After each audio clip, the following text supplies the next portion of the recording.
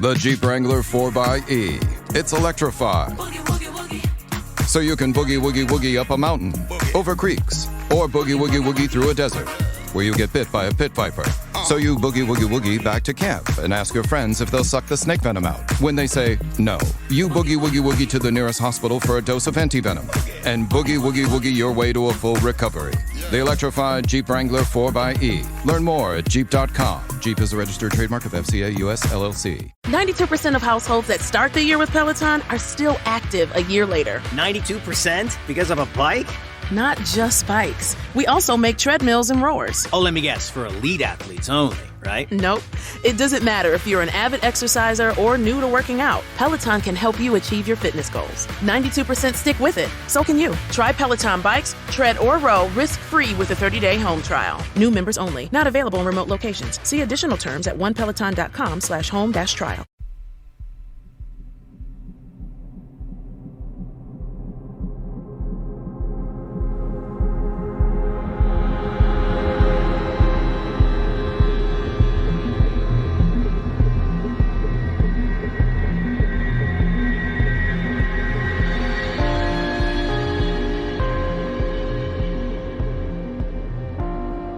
Hello and welcome to episode 157 of Real Life Ghost Stories.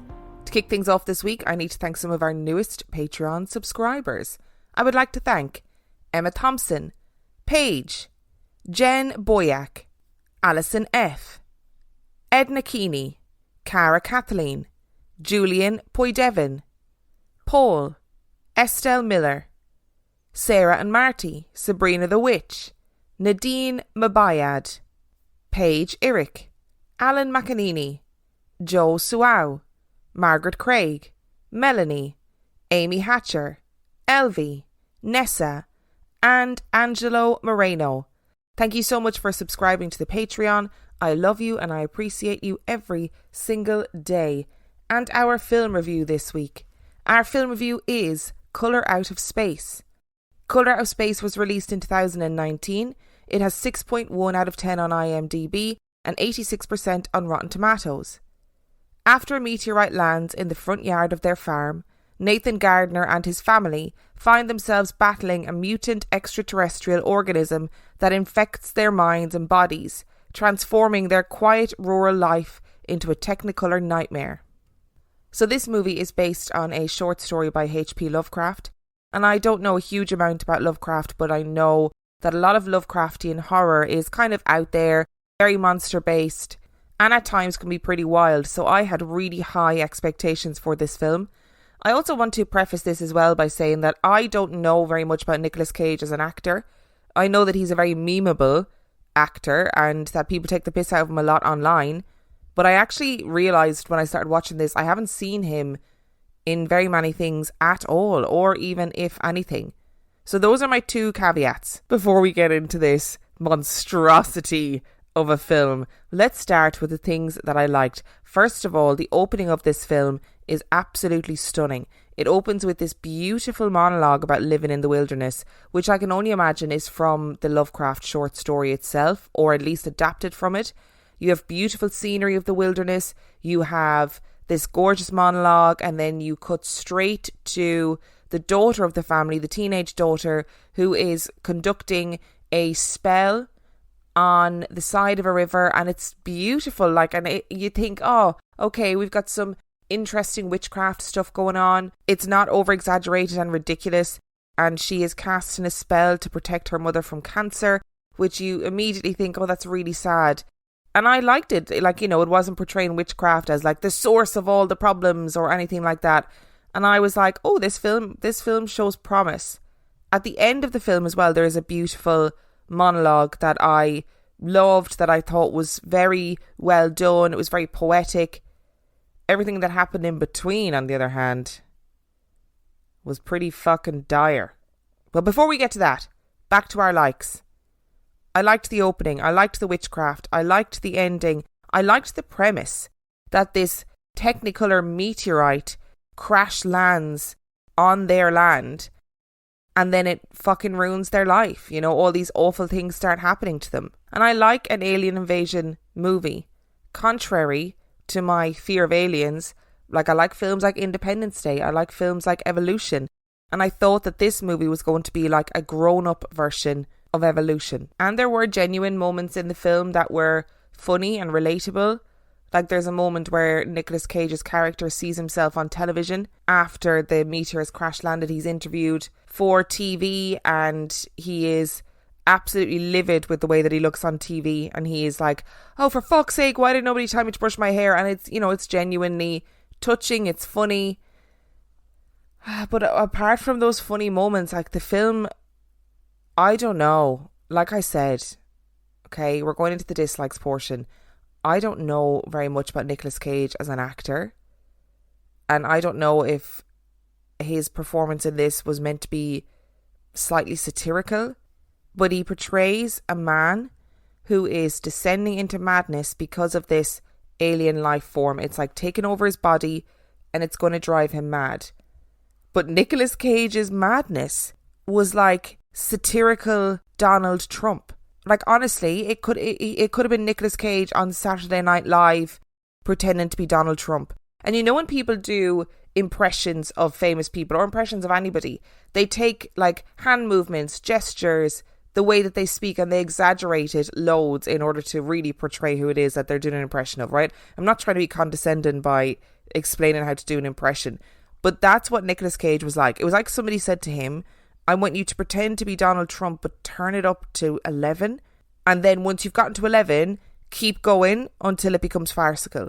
Because that was how he behaved when he was going mad. I didn't understand what was happening. I was like, is this a satire? Am I just not getting the joke here? And I know there will be people out there listening who are going to be more up to date with the lore on Nicolas Cage. Is this his acting? Is this actually his acting?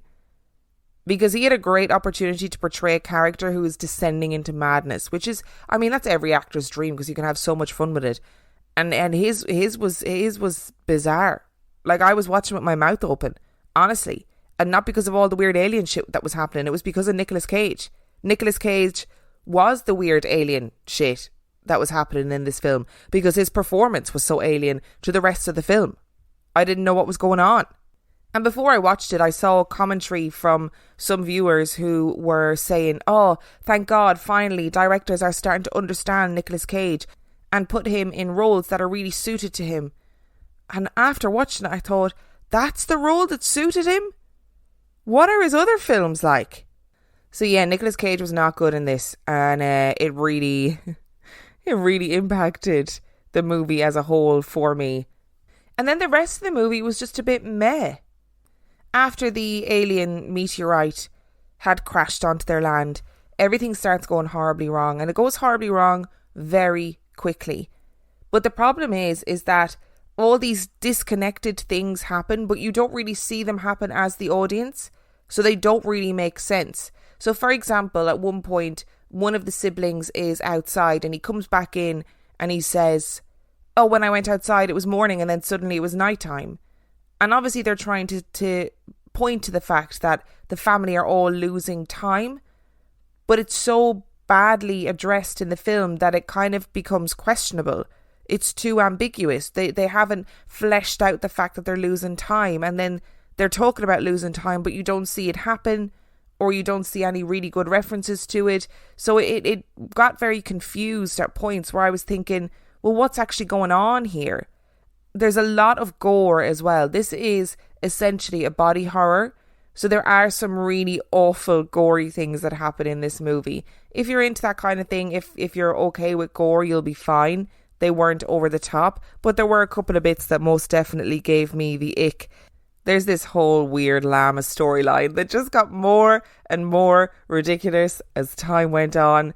There's this other really odd storyline with a hydrologist who is suddenly expected by everybody, including the local police force, to be able to solve mysteries of why animals are being mutilated horrifically. Why would a hydrologist be able to understand that mystery? I just don't know. Why would he be the one to investigate? I mean, there's a strong possibility that I just didn't understand the beauty of this film. It was visually very appealing. You have this beautiful Technicolor world where all these flowers are growing that are all multicoloured, and you have all of these gorgeous animals, and then the juxtaposition of that with the carnage that it's causing was really striking. But then everything else around it was just so utterly shit. And I think if this film was in somebody else's hands, it probably could have actually been a really good film. But maybe I'm just not getting it, you know? I mean, it got 86% on Rotten Tomatoes. I don't know how. Were all of those reviewers just Nicolas Cage in different disguises? Nicolas Cage in a hat, Nicolas Cage in a moustache, writing reviews about how good Nicolas Cage is in this film. I don't know. I wasn't into it. It's 2 stars from me. 2 out of 5. I'd watch it for the roller coaster that it is. It's entertaining.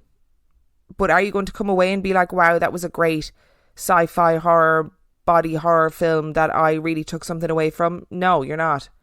I would recommend watching it as well, just for Nicolas Cage's bizarre performance. Welcome to BreezeLine, where the sky's the limit thanks to better internet. With lightning fast speeds up to 1 gig, you can game like a boss, stream like a pro, and watch like there's no tomorrow.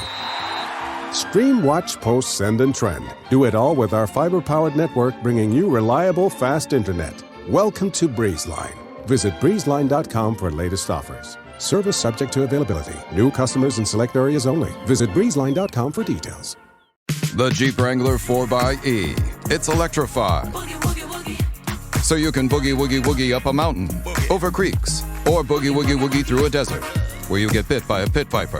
So you boogie woogie woogie back to camp and ask your friends if they'll suck the snake venom out. When they say no, you boogie woogie woogie to the nearest hospital for a dose of antivenom and boogie woogie woogie your way to a full recovery.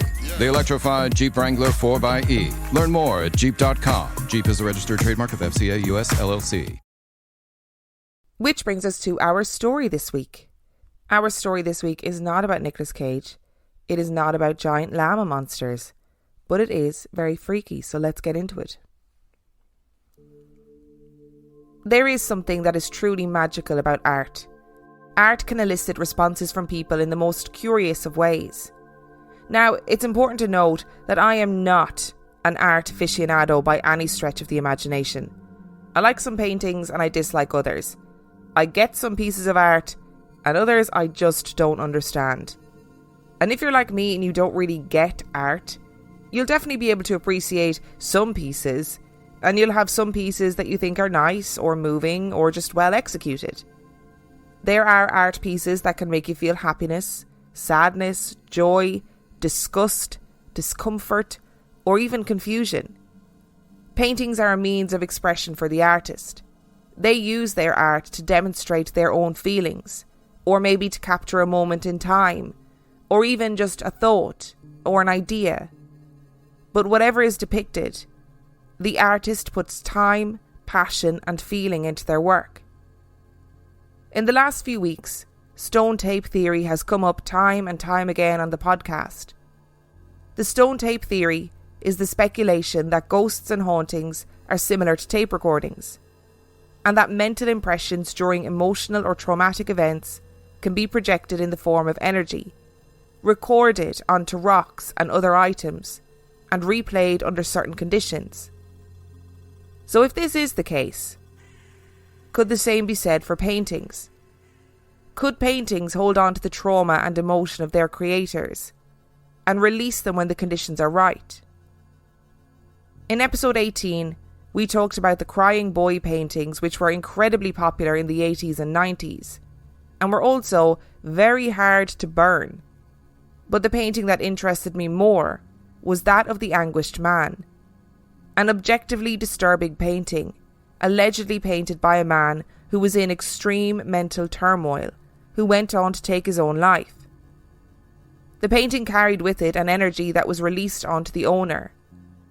Is it possible that the pain and distress of the painter had somehow left a psychic stain on the painting, which was having real-world consequences for those that looked upon it? The Anguished Man is not the only painting that is said to carry pain and misfortune in its very fibres. There are others. Of course, I will post pictures of the paintings that we talk about today on various social media channels. But be warned, even looking at these paintings is said to have negative consequences. So look at them at your own risk. When the phone rang and she saw his name flash up, she was pleasantly surprised. Nora hadn't heard from Jeff in quite a while, and she had idly wondered if he was licking his wounds. Jeff was an art picker, which meant that he spent his time sourcing art that was for sale at way below its market value, or art that had found its way into a vacant lot or a house clearance. He would then call his clients and let them know he had found a piece for them. This hadn't gone well for Nora and her husband John the last time. Jeff had gotten them an art piece, a real doozy, he said. It would be the jewel in their crown, he said. It was not. It was a cheap replica that was worth virtually nothing, but fundamentally Nora trusted Jeff. He had a good eye, and he did it because he loved art, and he loved finding forgotten art a good home. Nora, I've got something for you. You won't believe it. It's a beauty. It was the strangest thing. I found it at an old abandoned brewery. Can you believe it? No, don't ask why I was there. That's not important. What's important is that I think this picture is perfect for you. I'll bring it around as soon as I can. Trust me, you are going to love it. Can you believe it? In a brewery. I don't know why anyone would have discarded it like that. When Nora and John saw it, they were suitably impressed. Nora in particular. Jeff seemed to have redeemed himself for sure. The picture was strangely beautiful. It depicted a little boy with a solemn expression on his face, looking directly at the viewer. The picture was dark and muted, with the only real striking colour being the pale blue shirt that the little boy was wearing. Next to him was what appeared to be a little girl at first glance, but on closer inspection, it was actually some sort of doll, with black hollow eyes, a ventriloquist mouth that turned downwards, and hinged elbows. In her hand was a canister of some sort, but it was what was behind them that made the picture truly eerie. The two were standing in front of a glass-panelled door that was dark, and from the darkness emerged numerous small hands that seemed to be on the other side of the glass. They were emerging from the shadows, beckoning at the boy, reaching for him from the darkness. There was no way of knowing or understanding where the hands were coming from, or who they were attached to, or what would happen to the little boy if he stepped through the door and into the darkness beyond. They decided to hang the picture in the hallway outside of their daughter's room until they got the picture valued and figured out what to do with it. They were pleased with the find and thanked Jeff for his hard work, and Jeff walked away breathing a sigh of relief and feeling thoroughly relieved that he had redeemed himself. The next morning at breakfast, Nora and John were having breakfast with their daughter when she looked up and said, "I don't like the new picture outside my room." John and Nora weren't particularly bothered by this and told her that it was okay, it was just a picture and there was nothing to be frightened of. "I'm not frightened of them. They're just annoying. They kept me awake last night." John was more alert now and asked her who they was. What did she mean? The little boy and the doll. He doesn't like the doll, and I could hear them fighting last night outside my room. And then when I tried to go to sleep, the doll wouldn't let me. I heard it come into my room.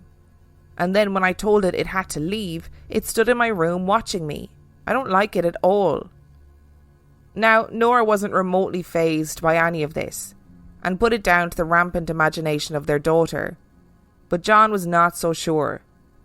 He thought there was something off about the painting. Something that just wasn't quite right, and something about the way his daughter was speaking didn't seem to be indicative of magical thinking or an imagination running away with her. Her earnestness was ringing through, and she seemed to be genuinely annoyed and frustrated by what had allegedly happened in the night. When he expressed his concerns to Nora, she looked at him as though he had lost his mind. "John, I don't know what you're implying, but I feel like next you'll be telling me that Elvis isn't dead. But if it makes you feel better, then you do what you need to do." What John decided to do was to set up night vision motion-triggered cameras to see if he could catch anything. It took 3 nights, and what John saw shocked him so much that he decided he needed to get rid of the painting as soon as possible. It had become abundantly clear why the picture had been abandoned. The picture was evil. After night 3, their daughter awoke again, complaining about the picture. They were fighting again and they kept me awake. The boy kept telling the doll that he did not want to do it, and then when I opened my eyes, the boy was in my bedroom and he was really sad. John sat down to see if there had been any pictures taken. There had. There were 2 pictures that had been triggered by the motion sensor. In one picture, the doll no longer looked like an innocent bystander. She looked evil, like her face had been transformed into some sort of demonic skull, and the canister in her hand suddenly seemed to resemble a gun. The painting had to go. So I have added a bit of poetic license, but the bones of the eBay advert are here. The Hands Resist Him appeared on eBay in the year 2000, and it became a viral sensation. The advert on eBay read as follows. When we received this painting, we thought it was really good art.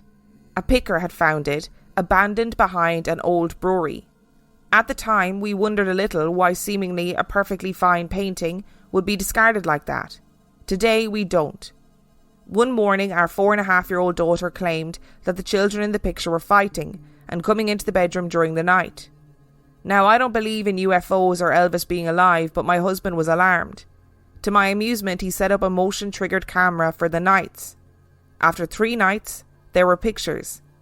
The last 2 pictures shown are from the stakeout.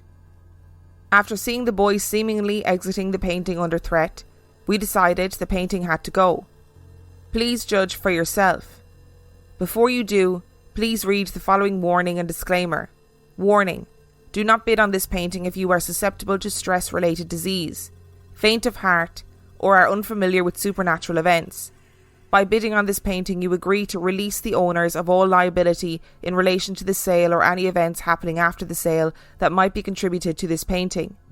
This painting may or may not possess supernatural powers that could impact or change your life. However, by bidding, you agree to exclusively bid on the value of the artwork with disregard to the last 2 photos featured in this auction and hold the owners harmless in regard to them and their impact expressed or implied.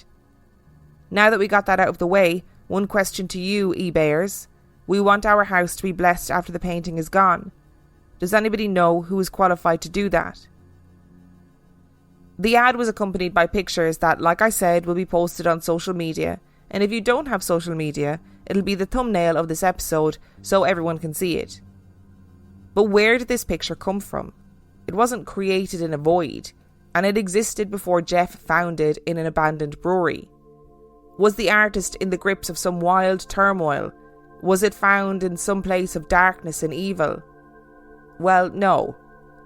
In 1972, artist Bill Stoneham was living in California and was contractually obliged to create 2 art pieces per month in order for them to be displayed and sold by gallery owner Charles Feingarten.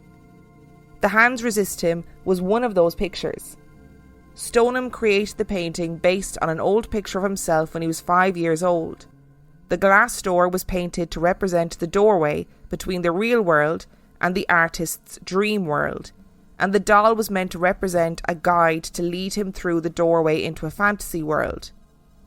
The hands are a little less straightforward. Stoneham himself stated, "The hands were all of the possibilities. You were left with the question, are these disembodied hands? Are they dismembered, floating there in space? Or are they connected to bodies?" He called it The Hands Resist Him, inspired by a poem written by his wife. The painting was displayed at the gallery in Beverly Hills, where it was noticed by art critic Henry Seldis. Seldis wrote about the piece in the LA Times. From this, the piece was purchased by the actor John Marley, who played the role of Jack Waltz in The Godfather. Within 1 year, Seldis, Feingarten and Marley had died. and then the picture seemed to disappear, until it turned up on a haunted eBay listing in 2000. The ad gained traction, and was eventually viewed around 30,000 times, and it took on a life of its own. It sold for $1,025 to Kim Smith of Perception Gallery in Grand Rapids, Michigan, and a month later she reported the following: "I wish I could report bizarre happening or mind possession type of thing, but the unusual things started happening with the first email, and counting. Prayers and quotes from the scriptures from a man of faith, advice as to how to cleanse my residence of this evil thing from a Native American shaman in Mississippi, reports of people being repulsed, made physically ill, or suffering from a blackout or mind control experiences." And while Smith reported nothing of note happening to her, the internet was awash with people who reported that they had had strange and terrifying experiences while simply looking at the picture. Comment after comment outlined people being frankly petrified of the painting, and even still to this day, when articles are written about the painting, people comment that strange things happen when they look at it. There were comments that stated that their printers had malfunctioned when they had tried to print it. Their printers would mangle the paper every time they tried, but printed perfectly normally otherwise. Some commenters claimed that they felt sick when they looked at the picture, or that they felt dizzy and faint, or felt a huge sense of panic or unease when they saw it. Some claimed that their children had very drastic responses when they saw the picture. They would cry and scream, and some would physically run out of the room as soon as they saw it. Some reported that they felt a hot blast of air when they looked at the picture, and some reported missing time, hearing disembodied voices and feeling the hands trying to grab them. It caused quite a stir, to say the least. But Stoneham remains bemused by the attention that the picture has received. So what happened here? Was it a case of a couple who wished to make an easy buck, so they opted for the haunted painting route? Or was it a case of their daughter having some nightmares and they hopped, skipped and jumped to the haunted painting explanation? Why then did the picture have such a profound effect on the internet? So much so that despite the painter talking about it regularly and recently, it still gains momentum online as being the most haunted painting in the world. And most importantly of all, are there others? Of course there are others. Haunted paintings remain a source of fascination all over the world, and have done throughout history. In the mid-1990s, Laura P. was making a decent living creating paintings that were based on photographs. But there was one picture that she was drawn to, that she simply had to recreate. And it wasn't what you might expect. Laura told the story in her own words to liveabout.com. In 1994, James Kidd, a commercial photographer, placed one of his photos on display at a gallery in Tombstone, Arizona, where I was showing some of my oil paintings. The photo was the old Stagecoach shop at Tombstone. He first took a photo of the Stagecoach shop and an old stagecoach, and then he didn't wind his camera so he could get a double exposure photo with another old wagon in the foreground. When the picture was developed, however, it revealed something unexpected. Standing on a log to the left of the wagon is a figure that the photographer did not see when he took the picture. Upon close inspection, the figure seems to be a headless man. The figure's coat, pants and boots are quite plain and easy to see, but he has no head. The photographer says the photo has been examined by Kodak and other experts to prove that he did not doctor it in any way. I couldn't get over the photo, and I asked him if I could do an oil painting of it. I do most of my paintings from photos that I've taken. He said I could. Back home in Sierra Vista, Arizona, I began to work on a 16 by 20 inch oil painting based on the photo. When I was about halfway through completing the painting, I started to get a strange feeling. I began to ask myself, why on earth did I want to paint this picture? and maybe I should never have started it. But I did finish it. And then some very strange, unexplained things began to happen at my home, seemingly centered around the painting. I do not believe in ghosts, but I cannot for the life of me explain how or why these strange things have happened.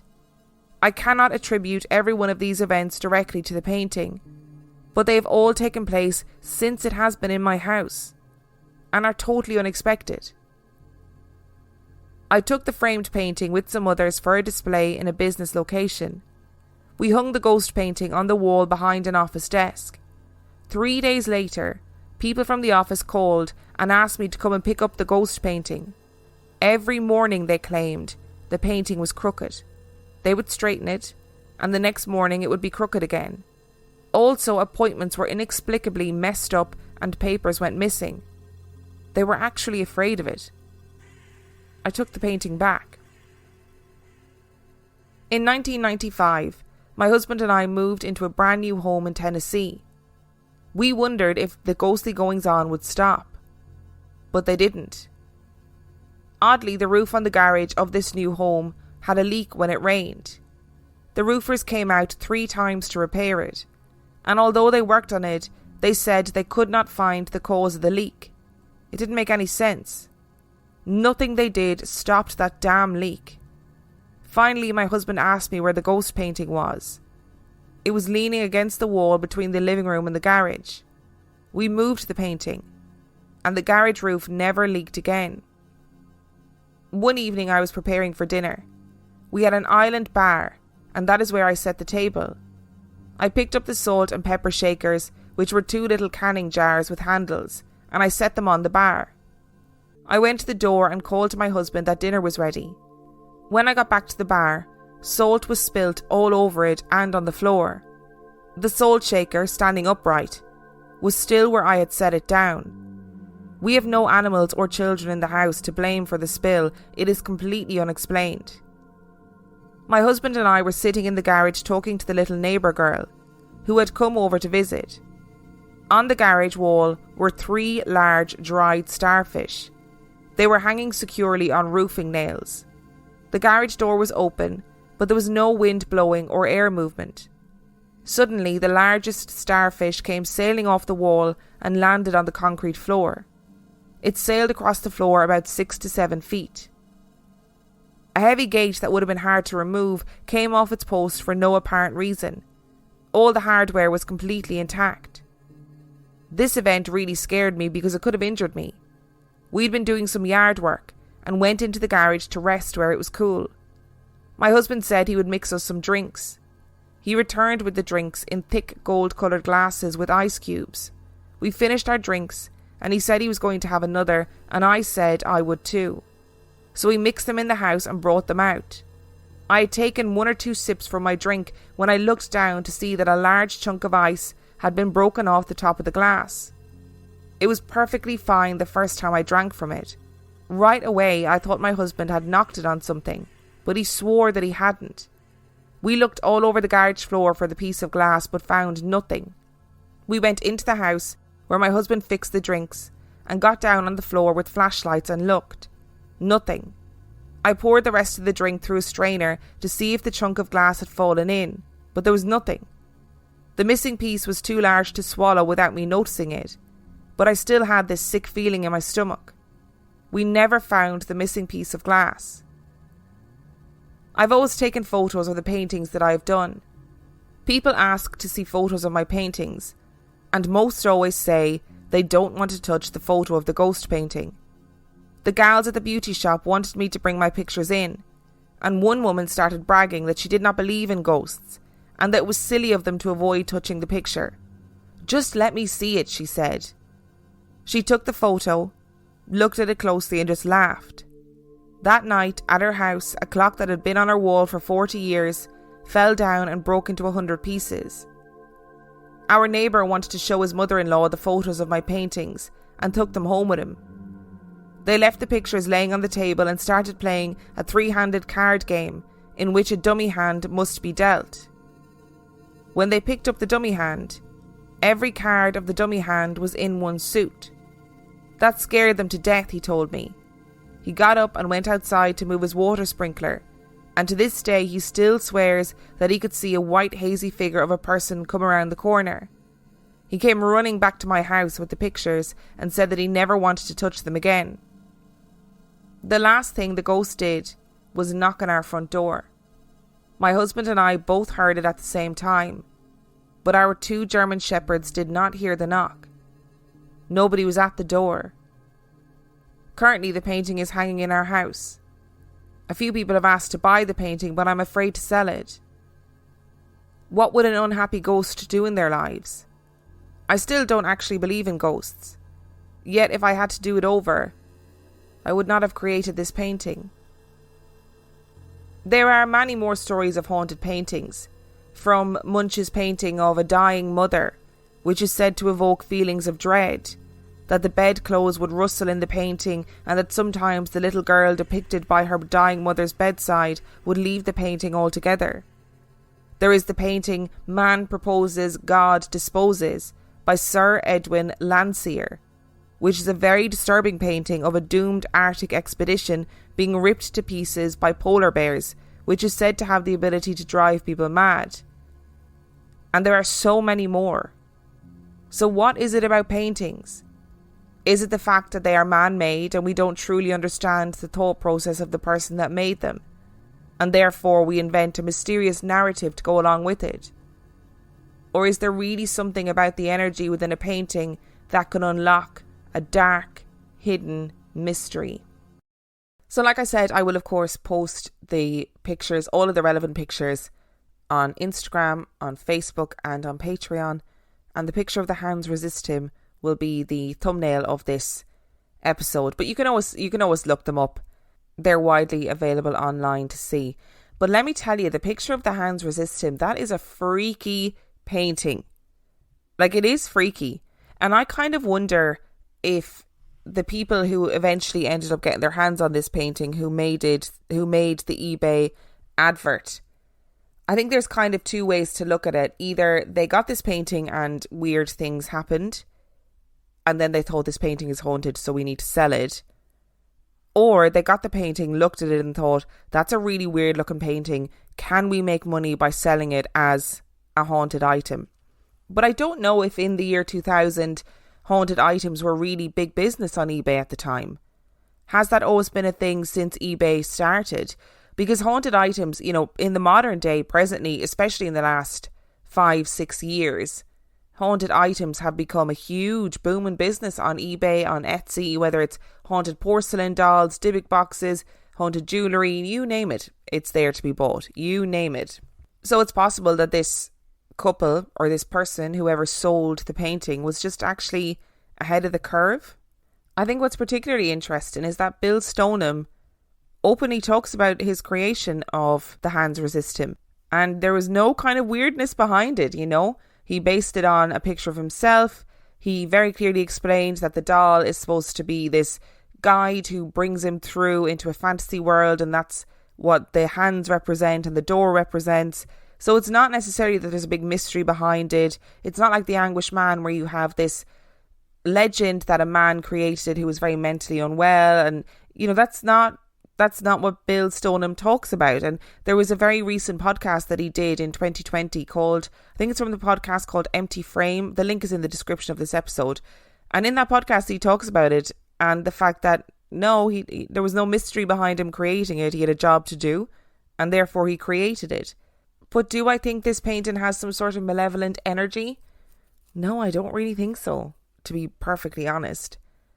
And I know that people say Seldis, Vaingarden and Marley, that is the art critic, the curator and the actor who bought the painting, they all died within a year of having the painting, whatever. They're probably completely unrelated to the painting. Again, it's that causation versus correlation thing. You know, there's no other reports of anybody dying because of the painting. And even the fact that I just said that sentence is bizarre. So I don't actually think The Hands Resist Him is something that has a negative energy or is haunted. I think it's just a really creepy picture that elicits very intense responses in people. I was in an art gallery recently where there was a series of 3 art pieces that were all linked and done by the same artist. And I found the art piece so triggering in a way that I'd never experienced before. Like negatively triggering. I looked at it and I felt sick, I felt panicky, I felt like I needed to run away. And that was because of the subject nature of the art piece, and that obviously triggered a very intense response from me because of things that I've experienced. But I did not think that those paintings were haunted and therefore let's burn them. Get rid of them. Let's throw them up on eBay and get them sold on to somebody else. And I think in regards to all of the comments that have been made about this particular painting online from lots of different anonymous people, some of them I think are genuine. I think some people would look at this painting and feel physically sick, but that might be because it's triggering something that they don't even realise it's triggering, you know?